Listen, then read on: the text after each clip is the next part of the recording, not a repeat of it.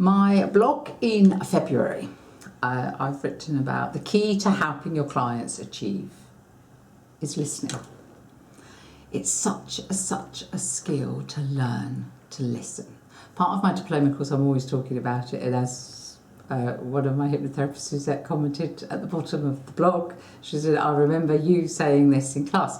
Now, listening to what the clients are saying, it means you're not analysing, because the one thing, I'm not trained. I am not trained to diagnose people, give them labels, or say, what they need to change. So you're listening. It means you're relaxed. It means your tongue is relaxed and you're just hearing what the client's saying, and you're not putting it through your own filters. You know if you're listening by the position of your tongue and your mouth. And I see so often on forums, hypnotherapists saying, I've got a client, they've come to me with anxiety and I think they've got this or PTSD or whatever. Well, that's all well and good, but that's your diagnosis by listening to what you think is causing the problem with the client. Now, I like to think that people know themselves quite well and they know what they most want to change about themselves. And as a hypnotherapist, I'm not a counsellor, I don't do counselling, I'm not trained to diagnose people, I'm not part of the medical profession. I'm trained in hypnotherapy, and one of the main things that I love about being a hypnotherapist is we are goal orientated. We aim to help people to achieve what they want to achieve. So when a client comes along to me, as people I train on my diploma will know, I give them the intake form, I leave the room, I come back and I look at their notes, and the question that I put on my intake form is, what do you want to achieve with hypnotherapy? That really makes people stop and think, because most people know what they don't want. And most people, when they come to see a therapist, they expect to talk about all the things that they don't want, that they've got anxiety, they've got a weight problem, they lack confidence. And the thing is with us, most people, we're very, very good at knowing what we don't want. But it's not that often that we sit down and someone says, well, what do you want?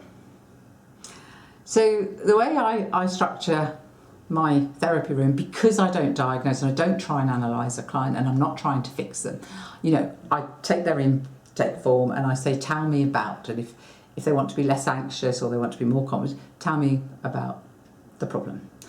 And I sit there and I just listen for a few minutes. I'm listening for keywords because later on I create new behaviours. But one of my trainers, Wilf Proudfoot, I always remember he said, if you learn to listen to people, they tell you the solution to the problem in the first few sentences. And it's actually true. If you learn to actually listen, not trying to diagnose, not trying to analyse and not trying to fix, if you start listening, you really start hearing what people are saying without popping it through your own filter. So once I have an understanding of their problem, I draw a line on my notes and I'm more interested, because this is my skill set. Well, how do you want to be? That is what I'm really interested.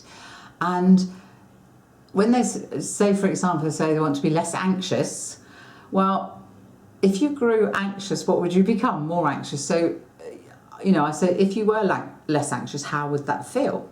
And I'm looking for my clients' words, whether they would feel calmer, happier, more positive, whatever it is they say. One of the things I have realised is when you're taking notes, you can get reams and reams and reams on everything that's wrong, but it's very hard to get what people want. So as long as I've got an idea and a few positive words, I know that I can help them to grow that.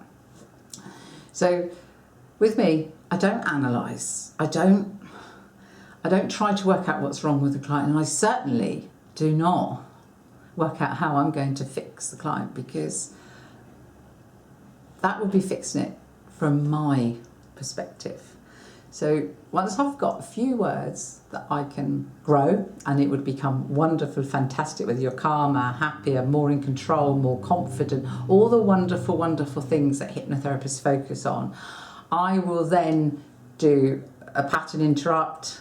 I know we all use different terminology, which break state, which basically I'll say, what do you know about hypnosis? And what that means is you've changed their thought pattern. So I bring the room back into my control, because my work begins when I say to my clients, I want you to take a nice deep breath and just close your eyes.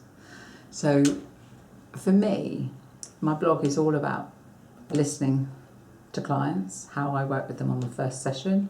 And I have given a couple of stories. Actually, I remember that. Sean and her horse buddy, oh my goodness. That was quite an amazing incident. So if you want to read the blog, just go over to www.hsoh.co.uk, and it's February's blog, and it's all about the key to helping your clients achieve is listening. And if you've enjoyed this little video, please subscribe to the video channel below. And I hope you have a great, well, I'm filming this now at the beginning of March, and we're coming into lighter evenings. Thank you.